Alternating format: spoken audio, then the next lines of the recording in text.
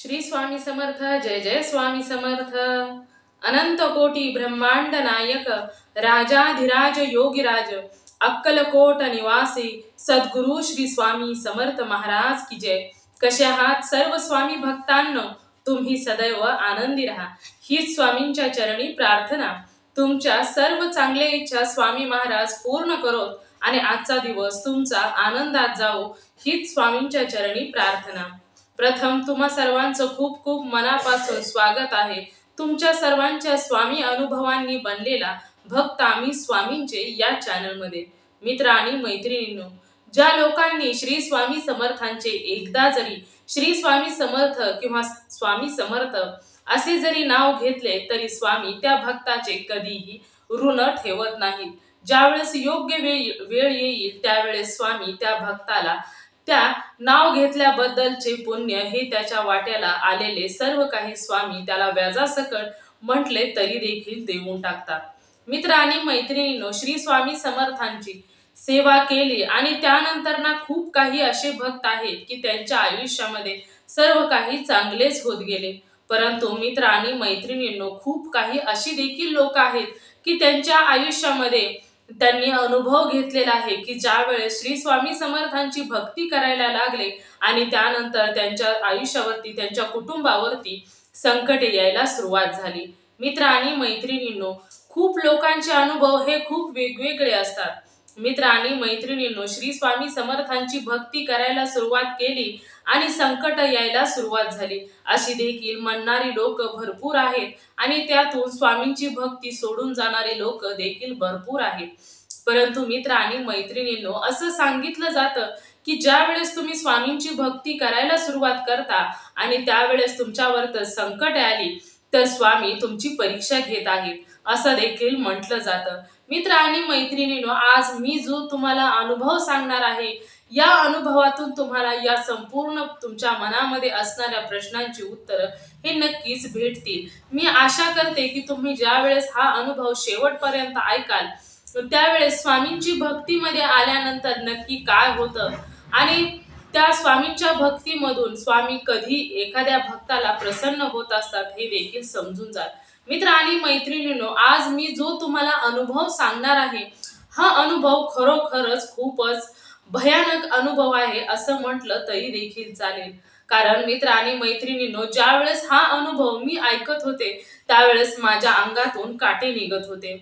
हा अनुभव हा एका ताईंचा अनुभव आहे। त्यांनी त्यांचं नाव गाव सांगण्यास मनाई केलेली आहे। तर मित्र आणि मैत्रिणींनो, त्या ताईंच्या आयुष्यामध्ये नेमका स्वामींनी कशा पद्धतीने अनुभव दिला तर त्या ताई अशा आहेत की त्या ताईंनी स्वामींची सेवा करायला सुरुवात केली आणि त्यांच्या घरावरती त्यांच्या कुटुंबावरती संकट येऊ लागलं त्यावेळेस त्या ताईंनी स्वामी सेवा सोडून दिली। तर मित्र आणि मैत्रिणींनो, त्या ताईंच्या आयुष्यामध्ये खरोखरच स्वामींच्या सेवेमध्ये आल्यानंतर त्या ताईंनी त्यानंतर स्वामी सेवाच सोडून दिली। चला तर मग त्या ताईंचा जो अनुभव आहे स्वामींच्या सेवेचा आणि त्यानंतर त्यांच्या स्वामी सेवेमध्ये नक्की काय घडलं चला तर जाणून घेऊया त्या ताईंच्या शब्दामध्ये। चला तर ताई सांगायला सुरुवात करतात। सर्वात प्रथम तुम्हा सर्वांना श्री स्वामी समर्थ। जय जय स्वामी समर्थ। आम्ही 4 जणी बहिणी आणि माझ्या नंतरचा माझा 5वा भाऊ, म्हणजे आमचं असं कुटुंब होतं। माझ्या घरामध्ये मी आणि माझ्या 4ही बहिणी मोठ्या आणि त्यानंतरचा आमचा लहान भाऊ। आता लहान भाऊ म्हटलं की किती जीवापेक्षा प्रिय असतो आणि आम्ही त्याच्यापेक्षा मोठे असल्यामुळे त्याच्यासाठी किती करावा आणि किती करू नये हे सर्वात जास्त असं वाटायचं की तो आमच्या सर्वांचाच सर्वोपरी आहे। आणि आमचं आयुष्य म्हणजे आमची परिस्थिती एवढी जेमतेम नव्हती। घरामध्ये 5 मुलं, आई वडिलांची देखील खूपच हालाकीची परिस्थिती होती। घरामध्ये जेवढे पैसे येतील त्यामध्येच आमच्या घरातील सर्वांचा उदरनिर्वाह होत होता। असं आमचं कुटुंब होतं आणि त्यानंतर हळूहळू वडिलांनी जसजशा मुली मोठ्या होतील तसतसं प्रत्येकीचं लग्न लावून दिलं। आणि माझी जर परिस्थिती पाहायची म्हटली तर माझी परिस्थितीमध्ये घरामध्ये भरपूर लोक होती, म्हणजे माझे सासू सासरे, माझी मुलं आणि त्यानंतर माझं जे कुटुंब होतं त्या म्हणजे माझे मिस्टरच कमावते होते आणि माझ्या मिस्टरांचा देखील एवढा पगार नव्हता की त्या पगारामध्ये आमचं मजेमध्ये घर कुटुंब चालेल असा तर नव्हताच, तर असा पगार येत होता की मला माझी जी काही इच्छा आहेत त्या सर्व माराव्या लागायच्या. तेवढ्याच पगारामध्ये घर कसं बस तरी चालायचं. असं माझं कुटुंब आणि माझी लग्नानंतरच्या बाकीच्या माझ्या तिन्ही ज्या बहिणी होत्या त्यांची देखील परिस्थिती बरी होती, परंतु सर्वात जर हालाकीची परिस्थिती म्हटलं तर माझीच होती. आणि मला असं समजलं की स्वामींच्या सेवेमध्ये आल्यानंतर खूप अडचणी, दुःख, संकटे दूर होतात आणि परिस्थिती हालाकीची आहे. त्यामुळे तर माझी कधीच कोणतीच इच्छा पूर्ण झाली नाही. पैसे आले तर कसे कसे तरी एक महिना कुटुंब चालवावं लागायचं. त्या पैशावरती कधी कधी एखादा एक्स्ट्रा खर्च आला तर पैसे कमी पडत होते आणि पुढे खूप संकट येत होती. म्हणजे आमची जी आर्थिक परिस्थिती होती ती खूपच हालाकीची होती. माझ्या तिन्ही बहिणींची परिस्थिती खूप म्हणजे बरी होती. त्यांचं सेव्हिंग वगैरे होत होतं. आणि त्यानंतर मग मला असं समजलं की स्वामींच्या सेवेमध्ये जावं आणि स्वामींची सेवा करावी. आणि त्यानंतर जास्त काही नाही, परंतु मी स्वामींच्या सेवेमध्ये स्वामींचं नामस्मरण वगैरे करायला सुरुवात केली. स्वामींची सेवा घरामध्ये करावं म्हटलं आणि त्यासाठी स्वामींची एक मूर्ती घरामध्ये आणली आणि स्वामींची त्याच्यावर नित्य सेवा करायला सुरुवात केली. दिवसभर स्वामींचं नामस्मरण करायचे. सुरुवातीला ज्यावेळेस स्वामींच्या सेवेमध्ये वगैरे आली त्यानंतर घरामध्ये खूपच पॉझिटिव्ह वातावरण होऊ लागलं.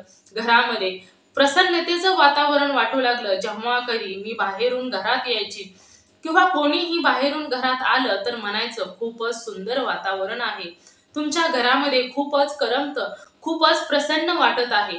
अशी ज्यावेळेस माझ्या घरामध्ये येणारी लोक सांगायची त्यावेळेस खूपच बरं वाटायचं. म्हणजे मला खूप आनंद व्हायचा. आणि स्वामींच्या सेवेमध्ये मी खरं तर सांगायचं म्हटलं तर खूपच हरवून गेले होते. मला स्वामींच्या सेवेमध्ये खूपच मन रमायला लागलं होतं. आणि त्यानंतर स्वामींना म्हणजे स्वामींना माझं सतत सांगणं होतं की आमच्या घरामध्ये काहीच सेविंग नाही, तर हळूहळू घरामध्ये सेविंग होऊ द्या. माझ्या घरामध्ये माझ्या काही इच्छा अपेक्षा आहेत त्या देखील पूर्ण होऊ द्या. आणि स्वामींची सेवा करायला सुरुवात केली. आणि त्यानंतर स्वामींच्या सेवेने आमच्या घरामध्ये खूपच चांगल्या पद्धतीने घरामध्ये प्रसन्नतेचं वातावरण झालं. आणि त्यानंतर मग मी हळूहळू माझ्याकडे देखील थोडे थोडे पैसे साठायला सुरुवात झाली. आणि कुठून कसे साठत होते हे मला देखील समजत नव्हतं, परंतु जे मिस्टरांचा पगार येत होता त्यातूनच थोडे थोडे पैसे माझ्याकडून सेव्हिंग होऊ लागले. आणि त्यानंतर मग आम्ही जिथे राहणारे सर्व स्त्रिया होतो त्यामध्येच मी सर्वांच्या मध्येच माझा भत्ता देखील चालू केला. आम्ही थोडे थोडे पैसे सेव्हिंग करून सर्वात म्हणजे आम्ही साठवायला सुरुवात केली. आणि त्यानंतर ना असं झालं की एक महिना झाल्यानंतर सर्वात प्रथम ज्या चिठ्ठ्या टाकून जिचं पहिलं नाव येईल तिने पैसे घ्यायचे सर्वांचे असं ठरलं. आणि त्यानंतर ना आम्ही सर्वांनी चिठ्ठ्या वगैरे टाकल्या आणि त्यात सर्वात प्रथम माझंच नाव आलं. आणि त्यानंतर मी सर्वात खुश झाले, कारण माझं ठरलं होतं घरामध्ये की माझे जे पैसे मी सेव्हिंग केलेले आहेत ते त्यातून मी माझ्यासाठी एक म्हणजे काही का होईना पण मी घेईल असं घरामध्ये मिस्टरांना सांगितलं होतं. आणि त्यानंतर ना सर्वात प्रथम त्या चिठ्ठीमधून माझंच नाव निघालं. आणि तेव्हा मला वाटलं की स्वामींच्या कृपेने सर्व काही ठीक झालेलं आहे, माझ्या आता इच्छा पूर्ण होतील. म्हणून मी त्या पैशाने घरामध्ये फ्रीज घ्यायचं ठरवलं. आता घरामध्ये फ्रीज, मग त्याच पैशाने घरामध्ये फ्रीज वगैरे आणलं. आणि त्यावेळेस मला असा एक आनंद वाटत होता की स्वामी जेव्हा घरामध्ये आले आणि त्यानंतर ना आमच्या संपूर्ण घरामध्ये आनंदी आनंद झाला.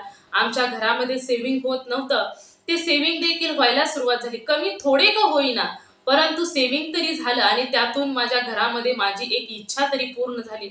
आता आपल्याला फ्रीज काय एखाद्याला वाटेल की ही काय मोठी गोष्ट, परंतु माझ्यासाठी खूप मोठी गोष्ट होती. कारण मला प्रत्येक वेळी या सर्व गोष्टींना अडचणी वाटत होत्या की ज्यावेळेस मार्केटवरून भाजीपाला आणला तर ठेवायला नाही, सकाळी आणला तर संध्याकाळी सुकून जायचा. त्यानंतर ना उन्हाळ्यामध्ये थंड पाणी वगैरे कोणतीही वस्तू ठेवायला म्हणजे अशी काही सोच नाही. माझी खूप दिवसापासूनची इच्छा होती की घरामध्ये एक फ्रीज हवा. आणि ती ती इच्छा देखील माझी पूर्ण झाली. ती देखील स्वामींच्या कृपेने पूर्ण झाली. आणि आमच्या इकडे कसं की ज्या वेळेस आपण घरामध्ये एखादी वस्तू वगैरे आणतो तर त्यावेळेस मी म्हणजे आमच्या इथं प्रत्येक स्त्री ज्यावेळेस घरामध्ये एखादी वस्तू आणते तर त्यावेळेस ती आमच्या जे ग्रुप होता त्यातील सर्वांनाच घरी बोलवत असते आणि ती वस्तू दाखवत असते, असा आमच्या इकडे होता. आणि त्यानंतर ना मी देखील घरामध्ये फ्रीज आणला. आणि त्यानंतर मला म्हणजे घरामध्ये असं मी ठरवलं की आपण स्वामींचं पारायण वगैरे करूया आणि त्यानंतर मग फ्रीज घरामध्ये आल्यानंतर स्वामींच्या पारायणाला देखील मी सुरुवात केली आणि स्वामींचं पारायण पूजा वगैरे मांडलेली होती घरामध्ये. आणि त्यानंतर मग तिथील असणाऱ्या सर्व स्त्रियांना मी घरी बोलवलं. जिथे आमच्या आसपास राहणाऱ्या सर्व स्त्रियांना घरी बोलवलं. घरी आल्यानंतर त्यांना हळदी कुंकू वगैरे लावलं, त्यांना चहा वगैरे केला. आणि त्यावेळेस त्यांनी म्हणजे त्या आता आमचे एकच रूम होती ना, त्यावेळेस मग त्यांनी काय केलं, तो फ्रीज वगैरे पाहिला सर्वांनी. खूप चांगला आहे, कोणी सांगितलं यापेक्षाही खूप महागडा आमच्या घरामध्ये आहे. म्हणजे प्रत्येकाने आपापली मतं मांडली. परंतु ते केवढ्या का असेना, पण माझ्यासाठी मला खूपच आनंद झालेला होता. आणि त्यानंतर ना एक रूम असल्यामुळे सर्वांना माझी जी पारायणाची पूजा होती ती सर्वांनाच दिसली. मग त्यातमध्ये सर्व बायकांनी ज्या स्वामींची सेवा वगैरे करतात, ज्यांना स्वामींवर विश्वास आहे, त्यांनी सर्वांनी त्या पूजेला नमस्कार वगैरे केला आणि काहींनी मुजरा केला. आणि त्यानंतर ना त्या येऊन बसल्या. आणि त्यानंतर ज्या स्त्रियांना स्वामींवर विश्वास नव्हता त्या म्हणाल्या की तू कशाला स्वामींची सेवा वगैरे करत असते?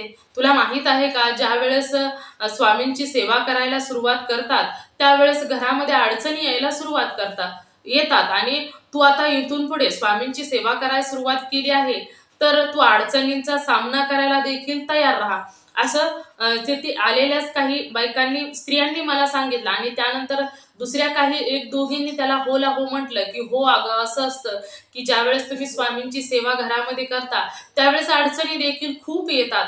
आणि त्यामध्ये काही स्त्रिया अशा देखील होत्या की त्या देखील म्हणाल्या की आता तू स्वामींची सेवा करायला सुरुवात केली आहे म्हणजे आता तुझ्या सर्व अडचणी दूर होतील.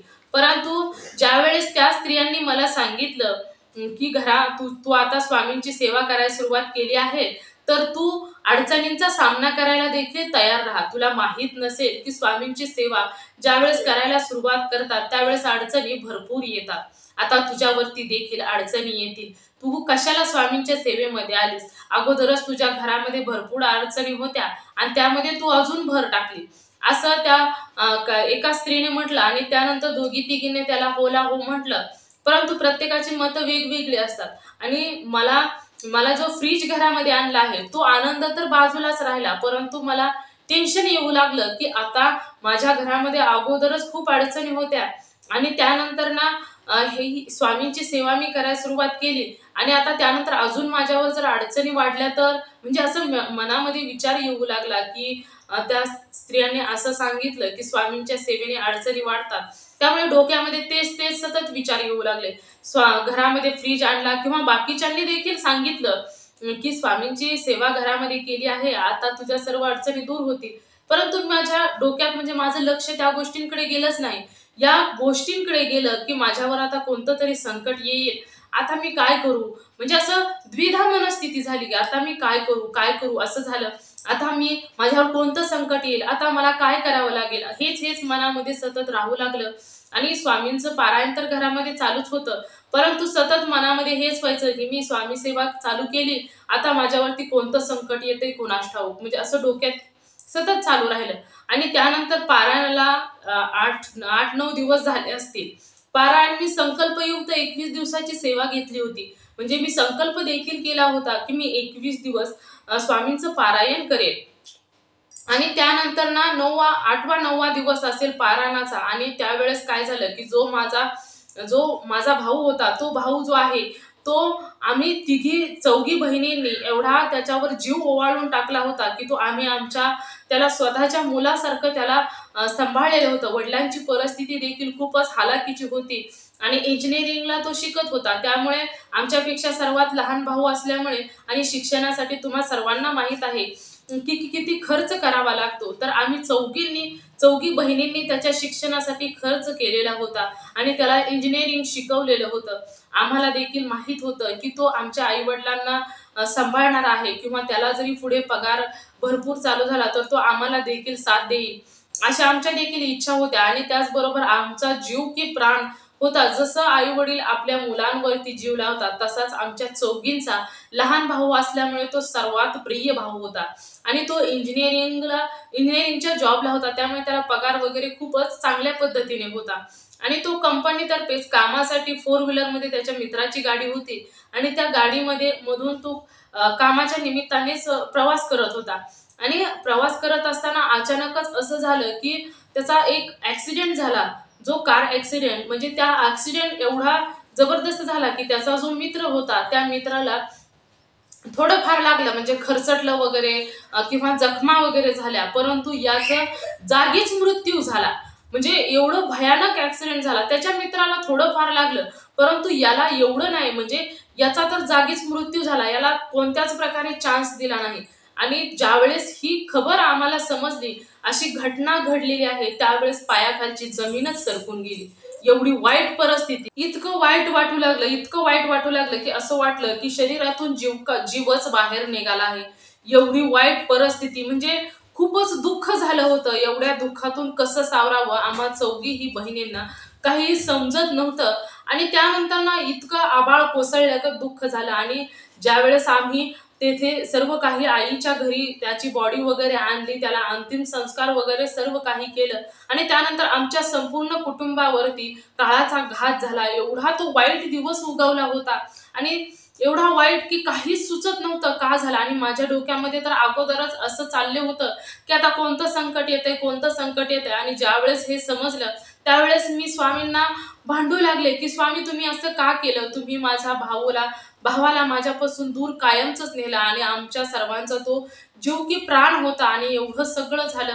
आणि ज्यावेळेस घरामध्ये तर ती पूजा वगैरे तशीच मांडलेली होती, त्याला कोणीही काहीही केलं नाही. आणि त्यानंतर ना मग वडिलांच्या घरून आम्ही ज्यावेळेस मी आले माझ्या मिस्टरांच्या घरी, तेथेच पूजा वगैरे मांडलेली होती, तर ते सर्व काही उचललं, सर्व काही उचललं, काहीही घरामध्ये ठेवलं नाही. सर्व उचललं आणि पाण्यामध्ये सोडून दिलं. आता इथून पुढे कधीच त्यांचं नाव देखील घ्यायचं नाही, हे मनामध्ये निश्चय केला. आणि त्यानंतर आयुष्य जगायला सुरुवात केली. आईला देखील समजून सांगितलं, झालं गेलं विसरून जा, जे काही घडायचं होतं ते घडून गेलं. आणि त्यावेळेस मला माझ्या मनामध्ये स्वामींविषयी खूप राग होता की त्यांनी असं का केलं. मी स्वामींची सेवा करायला सुरुवात केली आणि माझ्या भावालाच माझ्यापासून दूर केलं. म्हणजे मला खूप वाईट वाटत होतं आणि मी सर्व काही दोष स्वामींना देत होते. आणि त्यानंतर ना स्वामींचं नाव देखील घ्यायचं नाही असा विचार केला आणि माझं आयुष्य सुखाने जगू लागले. माझी जशी परिस्थिती होती तशीच परिस्थिती पुढे देखील चालू लागली. मला कोणत्याही प्रकारे कोणता चमत्कार नको होता. मला नाव देखील घ्यायचं नव्हतं, एवढा राग मनामध्ये, द्वेष स्वामींविषयी होता. आणि त्यानंतर ना माझं आयुष्य पुढे चालूच राहिलं आणि 10 वर्ष पूर्ण झाली. आणि 10 वर्षानंतर ना अचानकच मी आणि माझी बहीण आणि बहिणीची मुलं, माझी मुलं आणि माझे मिस्टर आणि बहिणीचे मिस्टर, आम्ही एका नातेवाईकाच्या लग्नाला निघालेलो होतो. सर्वांची धावपळ चाललेली होती, नातेवाईक देखील जवळचेच होते. आणि त्यानंतर ना ज्यावेळेस आम्ही म्हणजे 4 व्हीलरमधून जात होतो, माझ्या बहिणीच्या बहिणीचीच 4 व्हीलरची गाडी होती आणि त्यामध्येच बसून आमची घाई गडबडी चालली होती आणि आम्ही प्रवास करत होतो. आणि प्रवास करत असतानाच सर्वांचं फोन वगैरे चालू होतं की तिकडून फोन येत का, कुठे आलाय तुम्ही. आम्ही देखील सांगत होतो की आलोय जवळ, आलोय जवळ, आणि असा प्रवास चालू होता. आणि अचानकच जे माझे मिस्टर होते ते गाडी चालवत होते आणि अचानकच असं झालं की गाडी एकदम फास्ट पळायला सुरुवात झाली, म्हणजे तिचं स्पीड खूपच वाढलं. त्यावेळेस मुलं जी गाडीमध्ये होती ती देखील खूप घाबरली. माझी बहीण आणि मी, माझी मुलं आणि बहिणीची मुलं आम्ही पाठीमागे बसलो होतो आणि मिस्टर आणि बहिणीचे मिस्टर हे पुढे बसले होते. आणि आम्ही म्हणजे पाठीमागं मुलं सगळी घाबरायला सुरुवात झाली की मग मी देखील म्हटलं की गाडीचं स्पीड हळू करा, कारण मुलं खूप घाबरलेले आहेत, एवढ्या स्पीडने गाडी चालवू नका, मुलांना खूप भीती वाटत आहे. तर त्यावेळेस ते अचानकच म्हणाले का अगं काय करू, मला काही सुचत नाही, गाडीचे ब्रेक तुटलेले आहेत आणि गाडी त्यामुळे खूपच फास्ट धावत आहे, आता काय करावं काही समजत नव्हतं. आणि त्यावेळेसच अचानक म्हणजे एवढी गाडी वाऱ्यागत म्हणजे वादळागत पळत होती आणि गाडीचं कोणीकडूनच कशाच पद्धतीने कंट्रोल होईना. आणि त्यानंतर ना गाडी रस्त्यावरून खाली, म्हणजे दरी होती रस्त्यावरून खाली, एवढी पण मोठी नव्हती परंतु दरी होती. आणि त्या दरीमध्ये गाडी कोसळली आणि गाडीचे अशी उलटपालट 2-3 वेळा गाडी उलटी पालटी होत खाली गेली. आणि त्यावेळेसच म्हणजे माझ्या तोंडातून कंप्लीट 10 वर्षानंतर ना कंप्लीट तोंडातून श्री स्वामी समर्थ, स्वामी समर्थ वाचवा असं म्हणून तोंडातून आवाज येऊ लागला. म्हणजे मला काहीच सुचत नव्हतं. गाडीची उलटापालट होत होती, आम्ही देखील खालीवर म्हणजे गाडी उलटी झाल्यामुळे आमचं देखील त्यामध्ये आम्ही फिरत होतो. आणि त्यावेळेस स्वामी वाचवा, आता फिरून वाईट खबर येऊ देऊ नका, स्वामी तुम्हीच आम्हाला वाचवा, असं तोंडातून आपोआपच गेलं. 10 वर्ष स्वामींचं नाव सुद्धा तोंडात घेतलं नव्हतं. आणि अशा वेळेस स्वामींचं नाव मनामध्ये आलं आणि स्वामींना हाक मारायला सुरुवात केली. 3-4 वेळा गाडीने पलटी खाऊन गाडी जशीच्या तशी उभा राहिली. आणि उभा राहिल्यानंतर ना तेथे देखील आता असं गाडीचं सुरुवात झाल्यानंतर तेथील आसपासची जी लोक होती ते देखील जमा झाली होती. आणि त्याच्या अगोदर ज्या वेळेस आम्ही लग्नाला जाणार होतो, म्हणजे ज्या दिवशी या लग्नाला जाण्याचा तो दिवस होता, त्याच्या आदल्या दिवशी रात्री मला एक स्वप्न पडलं होतं. आणि त्या स्वप्नामध्ये असं झालं होतं की एक 22-23 वर्षाचा एक तरुण, परंतु चेहरा मला दिसलाच नाही, परंतु 22-23 वर्षाचा एक तरुण असेल. आणि तो तरुण माझ्या स्वप्नामध्ये आला. आणि आल्यानंतर मला त्याने असं सांगितलं की तू जर पारायण पूर्ण केलं असतं तर असं घडलंच नसतं. एवढंच स्वप्न पडलं. आणि त्यानंतर मी विचार करत होते की मी काय केलं, असं काय घडलं, म्हणजे मी स्वप्नातच विचार करत होते. आणि त्यानंतर जागी झाले. आणि जाग आल्यानंतर लग्नाला जाण्यासाठी धावपळ चालू होती. आणि मी विचार देखील केला की काय घडलं होतं, नेमकं काय झालं होतं, काय करायला पाहिजे होतं, म्हणजे मी आता विसरून गेले होते सर्व काही. आणि त्यानंतर ना स्वामींचं नाव आलं. आणि ज्या वेळेस गाडी वगैरे जागेवर स्थिर झाली त्यावेळेस सर्वांकडे पाहिलं, म्हणजे आम्हाला कोणालाही आम्ही सर्वजण शुद्धीवर होतो. आणि त्यानंतर ना मी सर्वांकडे, म्हणजे माझी मुलं होती, बहिणींची मुलं होती, माझी बहीण होती, माझे मिस्टर होते आणि माझ्या बहिणीचे मिस्टर होते, सर्वांकडे मी पाहिलं. तर सर्वांना कोणालाही काही लागलं नव्हतं, थोडं फार खरचटलेलं होतं. आणि त्यानंतर माझे मिस्टर जे होते त्यांना थोडं जखमा वगैरे झालेला होता डोक्याला वगैरे, परंतु एवढं काही जास्त नव्हतं, सर्वांना खरचटलेलंच होतं. मुलं खूप घाबरलेली होती, मुलांना देखील थोडं फार लागलं होतं. आणि माझी बहीण मला, ज्यावेळेस आम्ही गाडीतून बाजूला जाऊन बसलो त्यावेळेस माझी बहीण मला सांगत होती की तू स्वामींना आरडून ओरडून रडत रडत स्वामींना हाक मारत होती. आणि स्वामींना सांगत होती की स्वामी धावा, पुन्हा अशी घटना घडू देऊ नका माझ्यावरती, पुन्हा असा काळाचा ओघा करू नका, आम्हाला सर्वांना या संकटातून वाचवा, अशी तू ओरडत होती, रडत होती, मोठमोठ्याने स्वामींना हाक मारत होती. तर ज्यावेळेस तिने मला हे सर्व काही सांगितलं त्यावेळेस मला जाणवलं, परंतु मी स्वामींना हाक मारली हे मला आठवलंच नाही. परंतु तिने मला सांगितलं की तू खूप मोठ्याने स्वामींना हाक मारत होती आणि त्यामुळेच कदाचित आपल्या कोणालाही कोणत्याही प्रकारच्या इजा झाली नाही. आणि त्यानंतर तेथील लोकांनीच आम्हाला हॉस्पिटलला नेलं, जे तेथे जवळच हॉस्पिटल होतं. आणि तिकडेच आम्ही सर्वांचं ड्रेसिंग वगैरे केलं. आम्ही नंतर त्या लग्नाकडे गेलोच नाही. आणि त्यानंतर आम्ही घरी आलो. घरी आल्यानंतर माझी बहिणीची मुलं सर्वच जण घरी आलो. आणि घरी आल्यानंतर तिने मला समजून सांगितलं की तू खरोखरच, तुला वाटत असेल किंवा नसेल मला माहित नाही, परंतु तू ज्यावेळेस स्वामींना म्हणजे स्वामींना हाक मारली, स्वामींना धावा म्हणाली, त्यावेळेसच गाडी आपल्या अज्ञात एका जागेवरती उभी राहिली.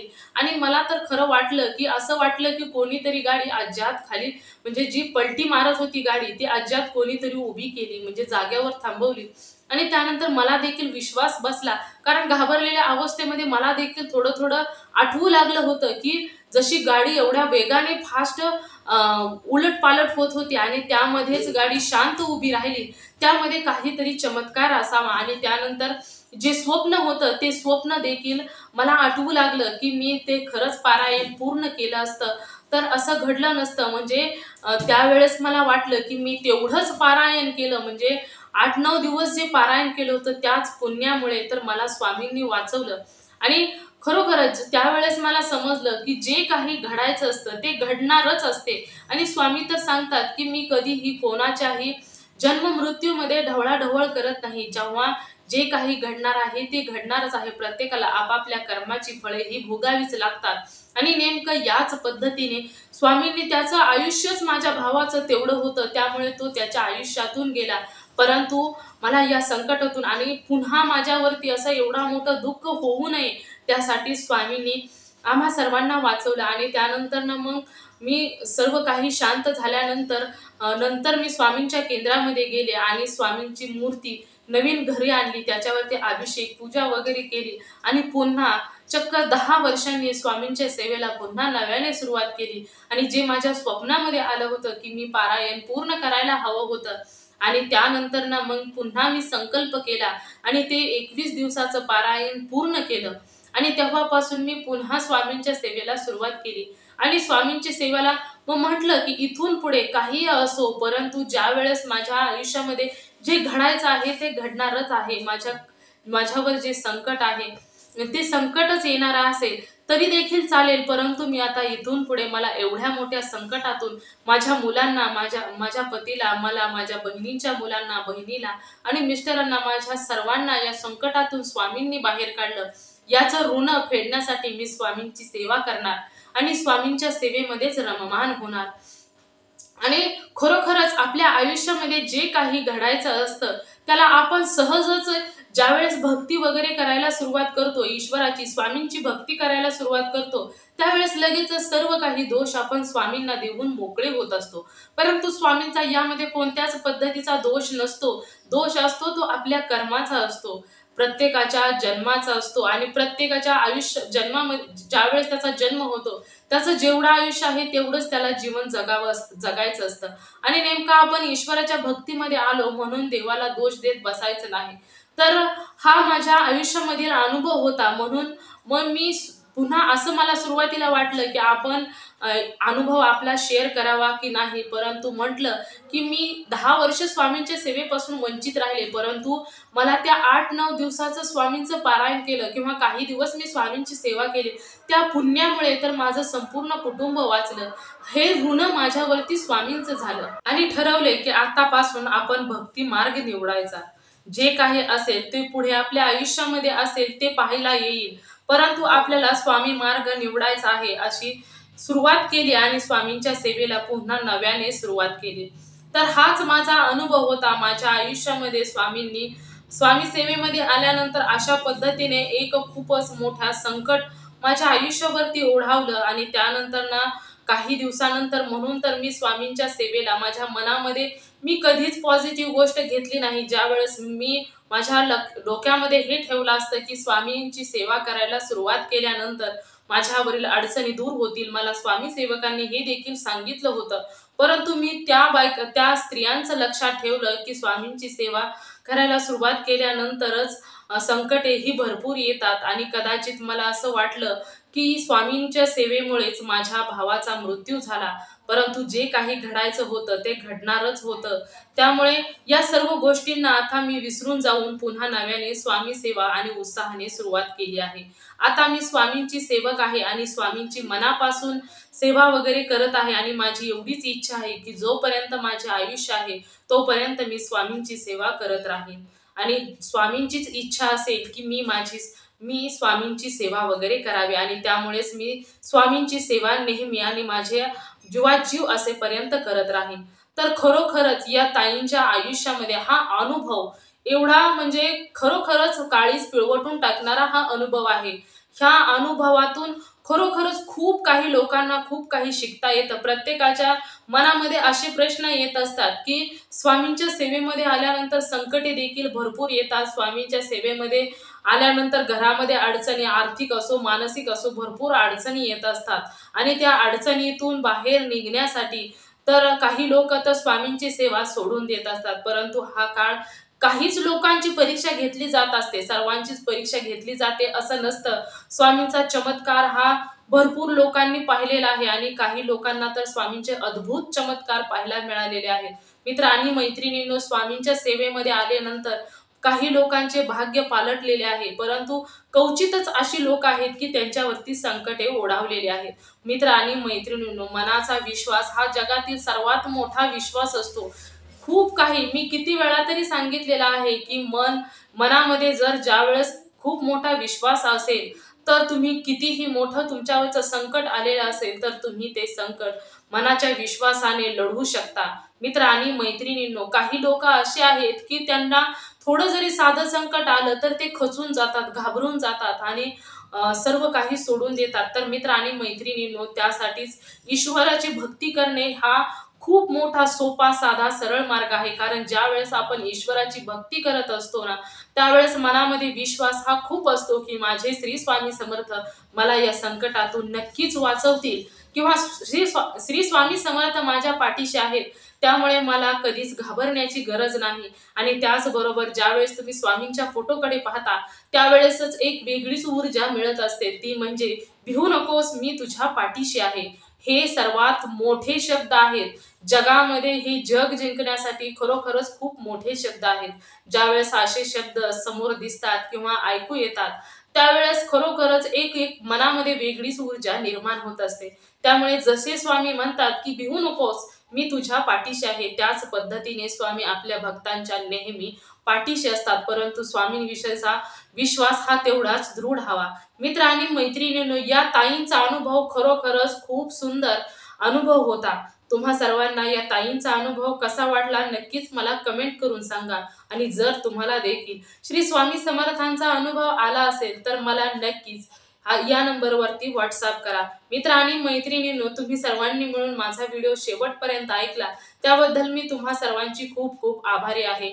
तुम्ही सर्वजण नेहमी सुखी राहा, समाधानी राहा, आनंदी राहा, ही स्वामींच्या चरणी प्रार्थना करते आणि इथेच थांबवते. पुन्हा भेटूया श्री स्वामी समर्थांच्या अशाच एखाद्या सत्य अनुभवाबरोबर.